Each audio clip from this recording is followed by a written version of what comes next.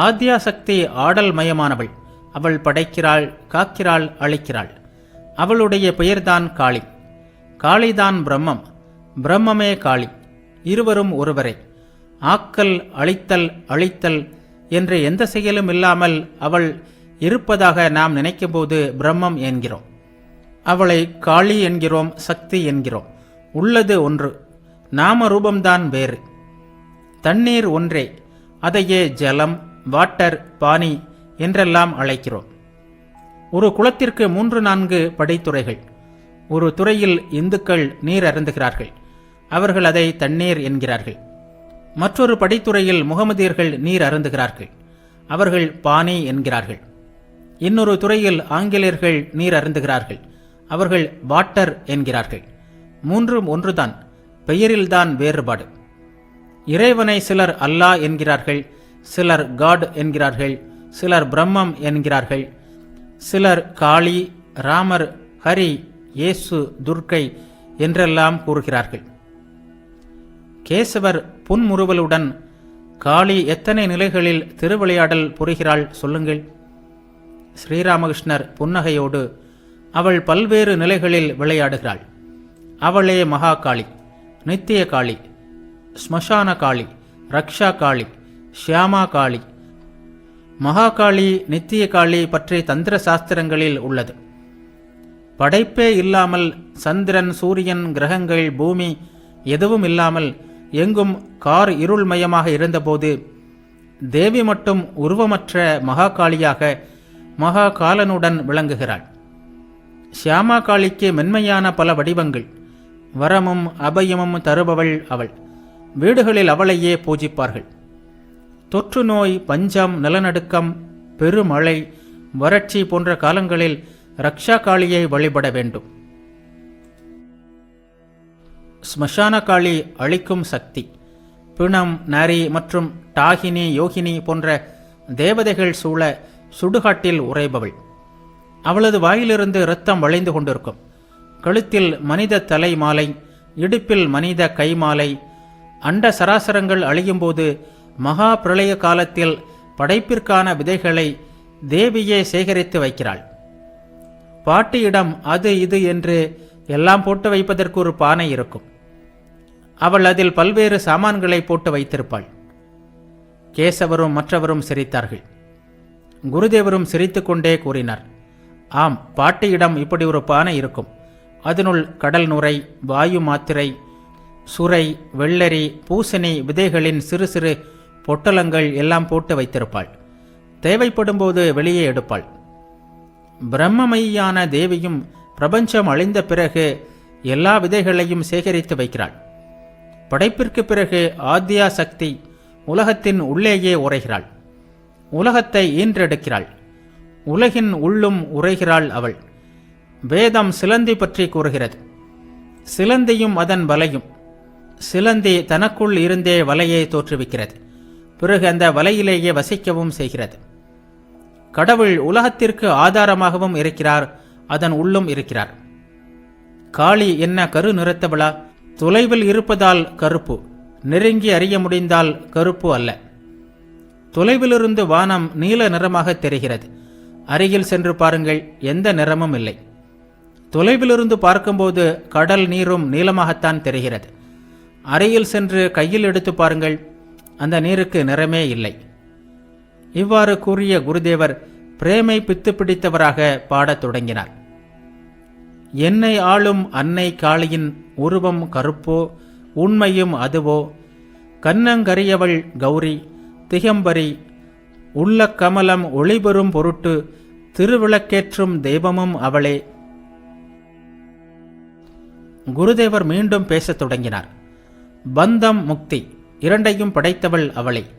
அவளுடைய மாயையால் தான் உலகியல் மக்கள் காமினி காஞ்சனத்தில் கட்டுண்டு கிடக்கிறார்கள். அவளது கருணை பிறந்தால் முக்தர்களாகவும் ஆகிறார்கள். அவள் சம்சார தலைகளை அறுத்தறிந்து காப்பவள். இவ்வாறு கூறிய குருதேவர் கந்தர்வர்களின் குரலையும் பழிக்கும் இனிய குரலில் ராமபிரசாதரின் பாட்டை பாடலானார். பட்டம் பறக்க விடுகின்றாய் பவசம்சார சந்தையிலே, திட்டம் தீட்டி அற்புதமாய் தேவி லீலை புரிகின்றாய்.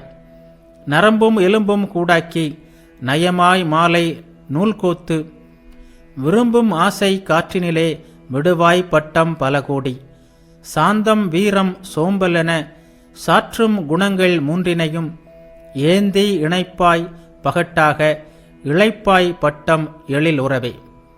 மையல் என்னும் மாஞ்சாவை வழித்து பூசி முறுக்கேற்றி கையில் பிடித்த காற்றாடி கயிற்றில் கடுமை சேர்க்கின்றாய். விண்ணில் மிதக்கும் பட்டத்தில் ஒன்றோ இரண்டோ விடுபட்டால் கண்ணீர் கண்டு கைகொட்டி காளி நீயும் சிரிக்கின்றாய். அருந்து செல்லும் காற்றாடி அன்பு தென்றல் மீதூர்ந்து பிறந்த பிறவி கடல் தாண்டி பேரானந்த நிலை பெறுமே. பகவான் ஸ்ரீராமகிருஷ்ணரின் அமுத மொழிகள் பாகம் 10. ஸ்ரீராமகிருஷ்ணர் தொடர்ந்து பேசினார். அவளது மாயையில் மயங்கித்தான் மனிதர்கள் உலகில் கட்டுண்டு கிடக்கின்றனர். இதையே ராமபிரசாதர் என் மனம் அமைத்தாய், உந்தன் இச்சை போல் அச்சில் வார்த்தாய், அருள் விழி சடை காட்டி அனுமதி அளித்தாய் என்று பாடினார். பிரம்ம சமாஜ பக்தர் ஒருவர் கேட்டார், சுவாமி, அனைத்தையும் துறக்காமல் இறைவனை அடைய முடியாதா? ஸ்ரீராமகிருஷ்ணர் சிரித்து கொண்டே கூறினார், ஓ முடியும். நீங்கள் அனைத்தையும் துறக்க வேண்டியதில்லை. சுகம் போகம் என்று நீங்கள் நன்றாகத்தான் இருக்கிறீர்கள். உண்மையில் நீங்கள் வெள்ளப்பாகில் இருக்கிறீர்கள். கட்டி வெள்ளமாகவும் இல்லை, கரைந்த வெள்ளமாகவும் இல்லை. கொஞ்சம் கட்டி கொஞ்சம் தண்ணீர் சேர்த்த நலபாகம். எல்லோரும் சிரித்தனர். உங்கள் காரியமெல்லாம் பேஷ்தான். நக்ஸ் சீட்டாட்டம் தெரியுமா? நான் அதிக எண்ணிக்கை எடுத்து விலகி நிற்கிறேன். நீங்களோ மிகவும் புத்திசாலிகள். சிலர் 10 எடுத்திருக்கிறீர்கள், சிலர் 6, சிலர் 5. நீங்கள் அதிக எண்ணிக்கை எடுக்கவில்லை. எனவே என்னைப் போல் வெளியேறவும் இல்லை. ஆட்டம் நடந்து கொண்டே இருக்கிறது. பேஷ் பேஷ். எல்லோரும் சிரித்தனர். உண்மையாக சொல்கிறேன், நீங்கள் இல்லறத்தில் இருப்பதில் தவறு ஏதும் இல்லை. ஆனால் மனத்தை இறைவனிடம் வைக்க வேண்டும். இல்லாவிட்டால் பயன் இல்லை. ஒரு கையால் உலக கடமைகளை செய்யுங்கள், மற்ற கையால் இறைவனை பற்றிக் கொள்ளுங்கள்.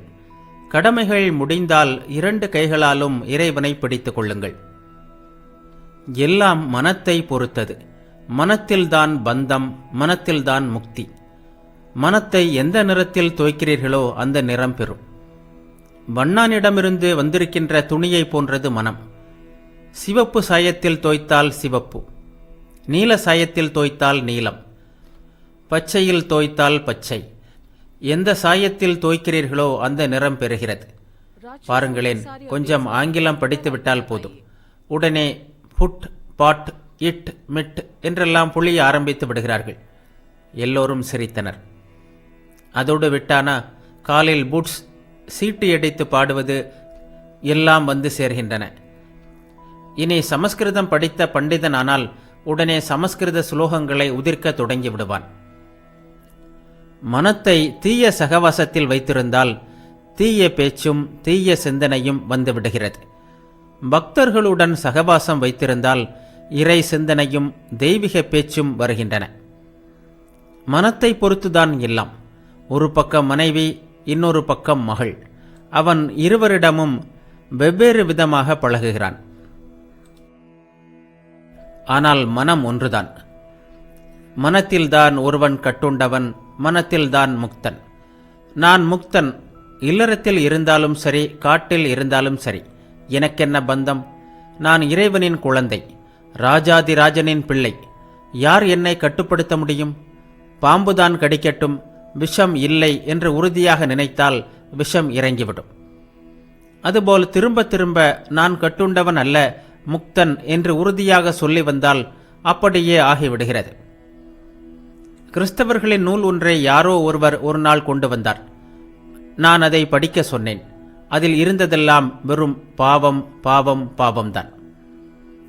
கேசவரிடம் கூறினார், உங்கள் பிரம்ம சமாஜத்திலும் பாவம், பாவம் என்ற பேச்சுத்தான். நான் கட்டுண்டவன், நான் கட்டுண்டவன் என்று மீண்டும் மீண்டும் சொல்லிக் கொண்டிருக்கின்ற உதவாக்கரை கட்டுண்டவனாகவே ஆகிவிடுகிறான். நான் பாவி, நான் பாவி என்று இரவும் பகலும் பிதற்றுபவன் அப்படியே ஆகிவிடுகிறான்.